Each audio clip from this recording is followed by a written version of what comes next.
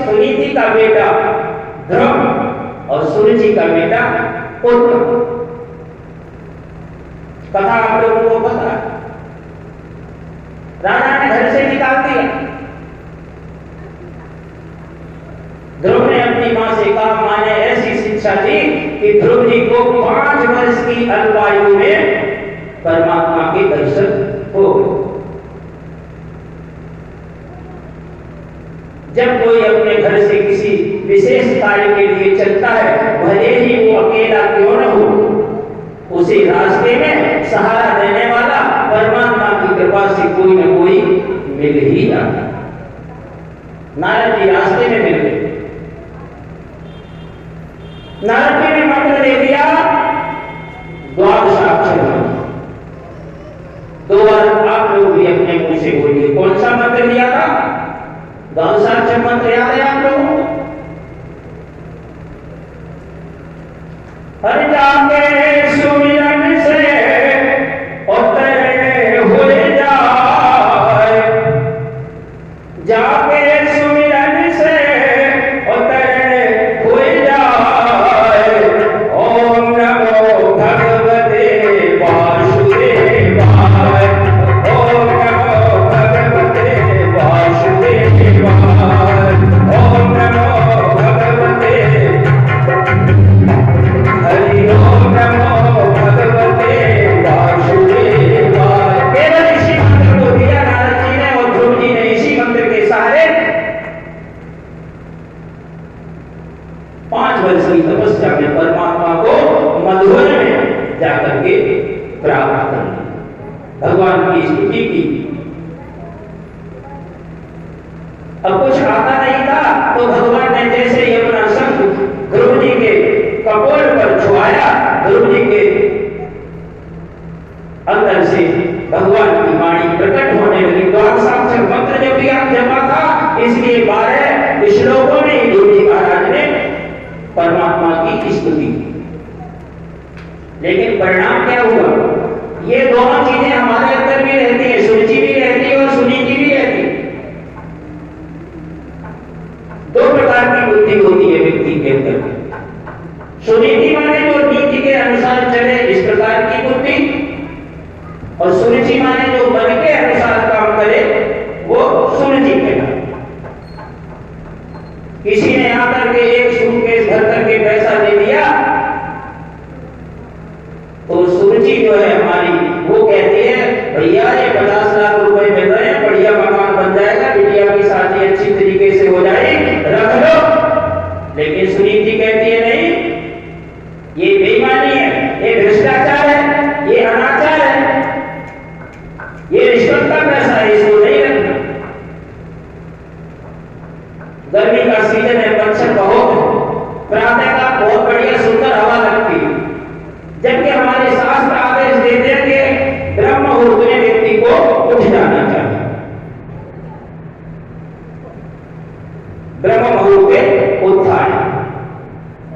क्योंकि ब्रह्म मुहूर्त की निद्रा जो है पुण्य को क्षय करने वाली है। इसलिए हमारे शास्त्र कहते हैं कि 4 साढ़े 4 बजे व्यक्ति को अपना बिस्तर छोड़ देना। लेकिन इस प्रकार से उत्तरपाद के अंदर दो पत्नियां थी, वैसे ही हमारे अंदर जो दो बुद्धि रहती है, तो सुरुचि तो कहती है बहुत बढ़िया ठंडी ठंडी हवा चल रही है, रात भर नींद नहीं आई, 12-1 बजे के बाद सोना पड़ा, तो थोड़ी देर और सो लेते। और हम 1 घंटे तक सो जाते, 2 घंटे तक सो जाते, और जब सूरज निकलता है तब पता चलता है कि हाँ आज तो थोड़ा सा विलंब हो। सुनीति कहती है कि प्रातः काल उठ जाओ, सुरुचि कहती है और थोड़ी देर रुके रहो। और यहीं पर दोनों में लड़ाई झगड़ा हो जाता है, क्योंकि दोनों सोते हैं। तो कथा तो आपने सुनी, लेकिन परिणाम क्या हुआ? जो सुनीति का बेटा ध्रुव, उसने 5 वर्ष की आयु में अपनी मां की आज्ञा मान करके परमात्मा को प्राप्त कर लिया, और वो सुनीति का बेटा उत्तम था, वो यक्षों के द्वारा मारा गया। और उसी के वियोग में सुरुचि ने भी दावाग्नि में अपने प्राणों की आहुति दी। उसके पश्चात पुण्य उपाख्यान की कथा आती है। प्राचीन वरी में एक राजा थे, उनकी कथा आती है। उसके पश्चात भरत चरित्र की कथा आती है। भरत के बारे में आप लोगों को विशेष करके पता ही। एक रघुगण महाराज की कथा आती है कि रघुगण जो राजा थे, उन्हें एक क्षण में ज्ञान हो गया।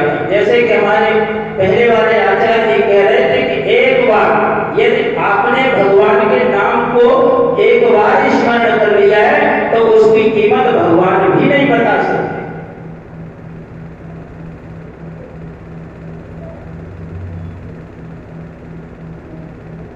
तो चाहे एक बार लो, चाहे 10 बार लो, जैसे समय मिलता है प्रभु का स्मरण अवश्य होना चाहिए। रघुगण में जब भरत जी का उनके साथ संवाद हुआ, तो एक क्षण में ज्ञान प्राप्त हो गया। तात स्वर्ग अपवर्ग सुख धैर्य तुलाए सबको जो स्वर्ग का सुख है, अपवर्ग का सुख है, यानी मोक्ष का जो सुख है, सबको तराजू के एक पड़ने में रखा जाए, और सत्संग जो 2 मिनट का भी सत्संग हो, उसको दूसरे तराजू के पड़ने में रखा जाए, तो सदैव ही सत्संग का पलड़ा खाली।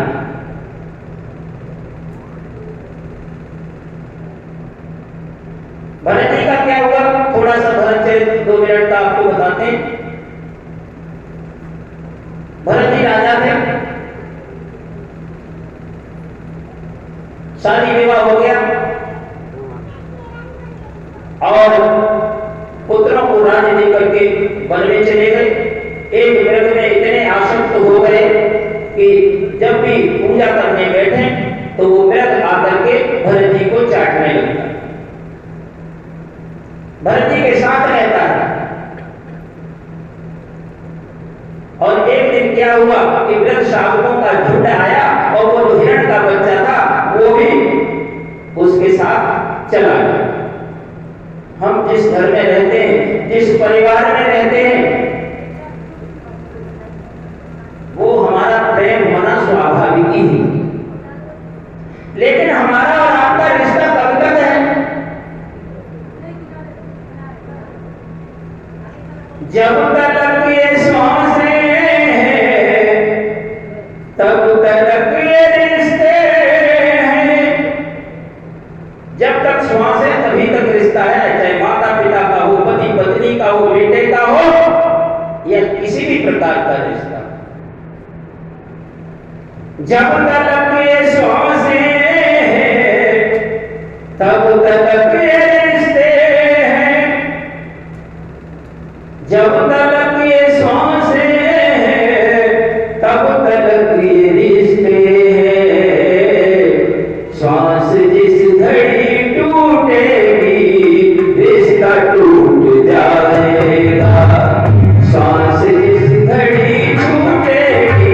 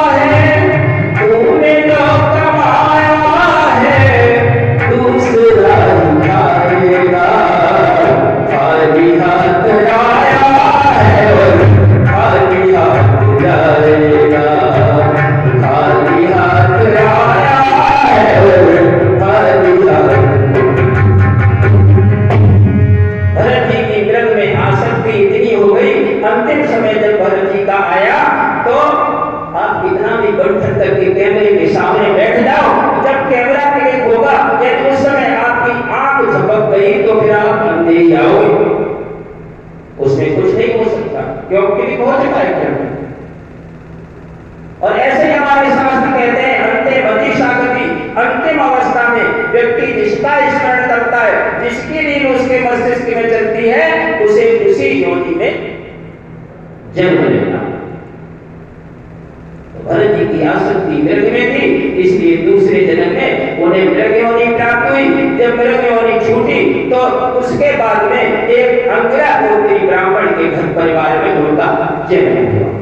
भरत जी ने सोच लिया कि अब मैं किसी से कोई रिश्ता नाता रखने वाला नहीं हूँ, नहीं तो ये जन्म मरण का बंधन जो है मेरा कभी छूटेगा नहीं। तो भरत जी जब बालक थे तभी से पूछता कोई कुछ था, बात कुछ और करते।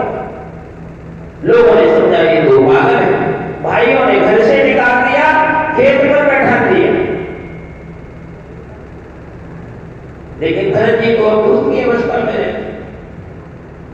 एक दिन रघुवर राजा की पालकी जा रही थी। चार पालकी में चार कहार लगते थे पहले। आपने देखा होगा जब टोली उठती थी, विदा होती थी तो दो आगे और दो पीछे। एक कहार बीमार पड़ गया, राजा ने कहा भाई दूसरा इंतजाम करो। जो सेवक थे उन्होंने भरत जी को देखा, कोई खट्टा खट्टा आदमी पकड़ लिया, बोला पालकी में लग जाओ। अब भरत जी तो अवधूत अवस्था में थे, भरत जी ने कोई फर्क नहीं पड़ा, लग गए पालकी। अब जैसे ही पालकी में लगे तो भरत जी की चाल अलग, उन कहारों की चाल अलग। जैसे कोई चीटा आता, कोई भी छोटा मोटा जानवर आता, भरत जी एकदम छलांग लगा देते। और जब पालकी वाला छलांग लगाएगा तो क्या होगा? भरत जी ने छलांग मारी, पालकी से राजा की खोपड़ी टकराई। राजा ने बाहर मुड़ करके देखा और सेवकों को डांटना प्रारंभ किया। तो सेवकों ने कहा महाराज इसको मैंने आज ही नियुक्त किया है, एक कहार अपना बीमार पड़ गया इसलिए इसको हमने लगा दिया। फिर मस्ती में चलने लगे। दूसरी बार फिर जब राजा की खोपड़ी चकराई तो राजा ने बाहर जब देखा, बड़ा हट्टा कट्टा आदमी है, लेकिन राजा ने इस प्रकार से देवके उक्ति में वचन कहे कि ये तो कितना दुबला पतला आदमी है, लगता है कुछ खाना ही नहीं खाता है, इसको चलना कैसे आएगा। और बहुत डांटा भरत जी को कि देख लेना अब की बार ये तुमने गलती की तो ऐसा दंड दूंगा, ऐसा दंड दूंगा जो तुम्हें जीवन में कभी किसी राजा ने न दिया। लेकिन राजा को भरत जी के कंधे पर यज्ञों पर बीते हुए, तो राजा ने समझा कि ये कोई ब्रह्मनिष्ठ ब्राह्मण मालूम पड़ते। तो राजा ने पूछ लिया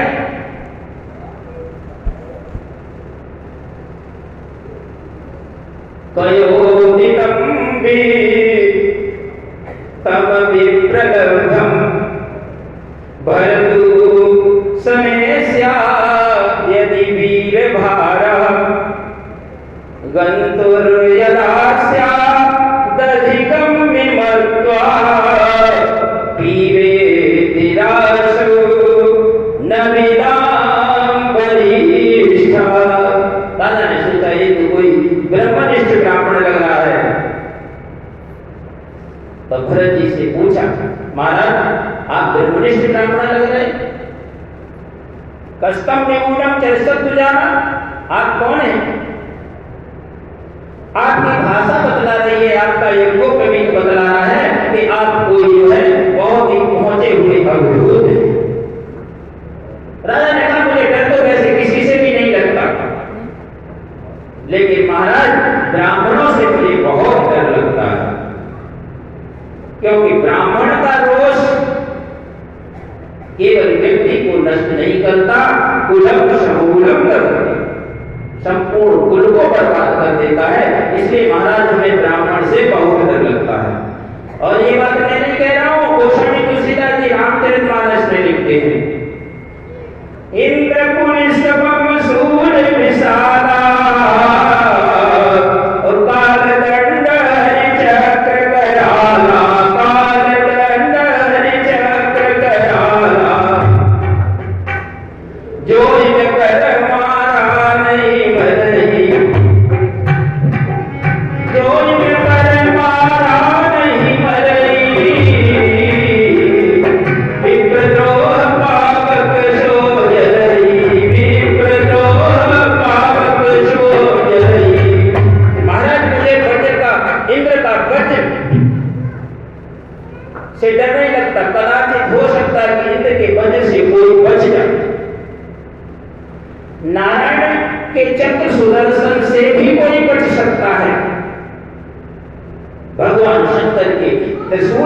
हो सकता है कि वो बच जाए, लेकिन जो इनकर मारा नहीं मरई विप्र रोष पावक सो जल।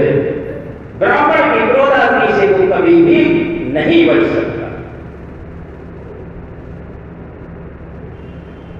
भरत जी ने कहा महाराज है तो हम ब्राह्मण ही, लेकिन इतने खतरनाक ब्राह्मण नहीं जितना आप समझ रहे हो।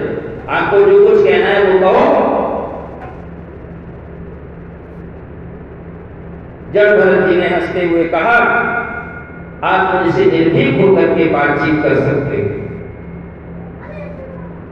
तो राजा ने कहा भरत जी से महाराज मैं एक प्रश्न जानना चाहता हूं। जैसा कि आपने अभी कहा कि मैं अवधूत हूं, हमें कोई कष्ट नहीं होता, हमें कोई फर्क नहीं पड़ता,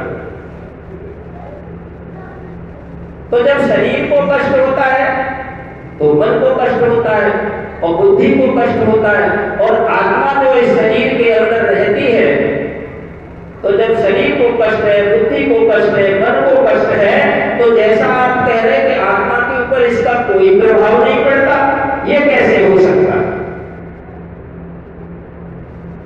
मेरी समझ में तो आत्मा को भी कष्ट होना चाहिए। तो भरत जी ने एक बहुत बढ़िया उदाहरण दिया। राजन सुनिए, सायंताप तपतो भिताप और तत्ताप तत्तंडुल गर्भनंदी देहेन्द्रिय स्वाश्रय सन्निकर्षात् तत्संसृति पुरुषस्यानुरोधा।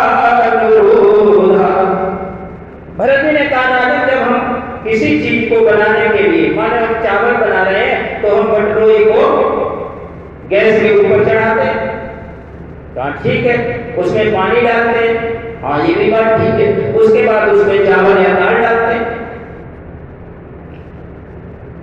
और आग के प्रभाव से पहले वो बटलोई गर्म होती है, उसके पश्चात उसमें जो पानी भरा हुआ है वो गर्म होता है, और उसके पश्चात उसमें जो चावल पड़े हुए हैं वो गर्म होने लगते हैं, और धीरे धीरे एक समय ऐसा आता है कि वो चावल बिल्कुल पक करके भात बन जाता है।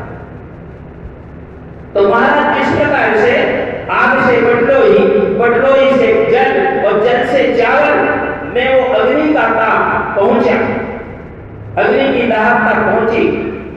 तो उसी प्रकार से शरीर में भी तो आत्मा अंदर ही रहती, पैर में चोट लगी, बुद्धि ने बताया चोट लग गई, मन को कष्ट हुआ, शरीर को कष्ट हुआ, तो आत्मा भी तो इसी में रहती है, तो आत्मा को भी कष्ट होना चाहिए। जब ये प्रश्न सुना तो भरत जी ने कहा अकोविदा कोविद वेद बाधान। सेवकों के सामने भरत जी ने राजा को कह दिया राजा तुम बड़े मूर्ख, बातें तो तुम बड़े बड़े विद्वान ऐसी कर रहे हो क्योंकि संत महात्माओं का तुमने सत्संग किया है, लेकिन वास्तव में देखा जाए तो तुम्हें तत्व का ज्ञान नहीं है। अब बताओ सेवकों के सामने कोई राजा को मूर्ख कह दे, इतनी हिम्मत हो सकती है किसी की?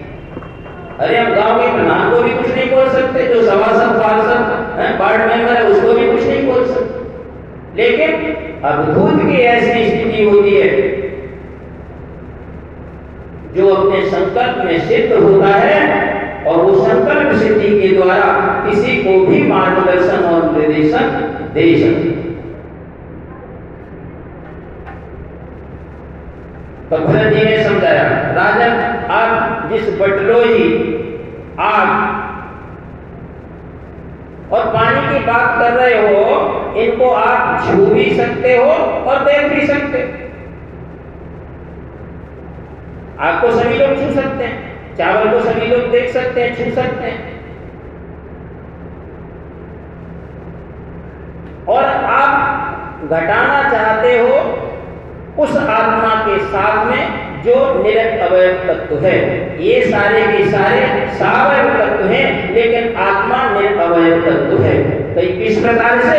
तो जिस प्रकार से यदि कोई कहे कि मैंने आकाश में आग लगा दी, तो बताओ आकाश को कोई जला सकता है क्या?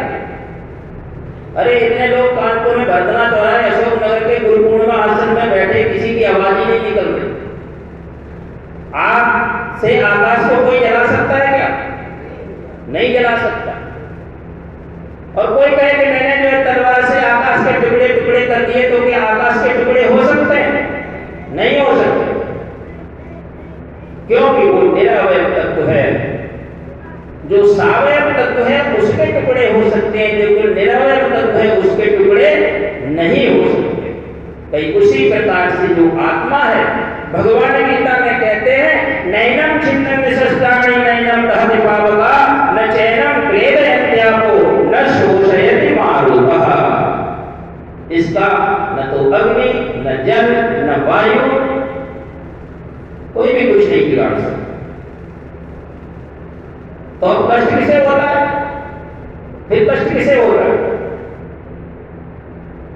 बोलते हैं जब मन की अनुकूलता होती है, मन के अनुसार जब काम होता है तो हमें सुख का अनुभव होता है, और जब कोई कार्य मन के प्रतिकूल होता है तो हमें दुख का अनुभव होता है। रात के 12 बजे मान लो कोई पंडित जी आ गए, यहाँ पर भूखे हैं। अब आचार्य जी है, आचार्य जी की व्यवस्था है, यहाँ तो जो भी अतिथि आता है भोजन करता है, और अतिथि न हो कोई भी आ जाए तो भोजन कर सकता है। अब इन्होंने घर में बताया, बहू अरे 2 पंडित जी आ गए, रात हो गई है, हमें पता है कि तुम पूरे दिन काम में लगी रही हो, थक गई होगी, लेकिन ये भी तो अच्छा नहीं लगता कोई अतिथि आ जाए आश्रम पर और वो भूखा सो जाए। अब घर से ऐसी आवाज आ रही है, इनको तो कोई काम नहीं, ये तो पंडित जी बने आश्रम में बैठे रहते। अब बताओ इनके 12 बजे मेहमान आ गए, अतिथि आ गए, तो किसी के घर की बात हो तो खाना तो बनाना पड़ेगा, बहू को बनाना पड़ेगा कि नहीं? कि सास बनाएगी? बहू ही बनाएगी ना। लेकिन कैसे बनाएगी? बर्तन पटकना चालू, मुंह से बड़बड़ाना चालू, तब जाके भोजन बना। और दूसरी रात में रात के 12:30 बजे भैया आ गए, तब अरे देखते करंट आ गया, भैया जी अरे तुम कहाँ रात के 12-1 बजे? अरे बोले स्टेशन पर आया था, गाड़ी छूट गई, अब सोचा कि घर पास में ही है स्टेशन के, तो चलो थोड़ी देर रात में रुक जाते हैं, सवेरे 5 बजे की सीढ़ी से कानपुर निकल जाएंगे। अरे तूने बहुत अच्छा किया, बहुत अच्छा किया। अच्छा तू ऐसा कर, हाथ पैर धो ले, वॉशरूम में जाकर के हाथ पैर धो ले, मैं तेरे लिए चाय बना के ला। अरे नहीं चाय का कुछ नहीं चाहिए, खाना पीना कुछ नहीं चाहिए, हम तो केवल सोएंगे सवेरे। अरे ऐसे कैसे? भेड़ के घर में आया, भूखा सोएगा? चाय बन के आ गई महाराज, सब्जी कट गई, पूरियां छनछनाने लगी। क्यों? क्योंकि मन की अनुकूलता, जहां पर मन की अनुकूलता है वहां पर सुख का अनुभव होता है, और जहां पर मन की प्रतिकूलता होती है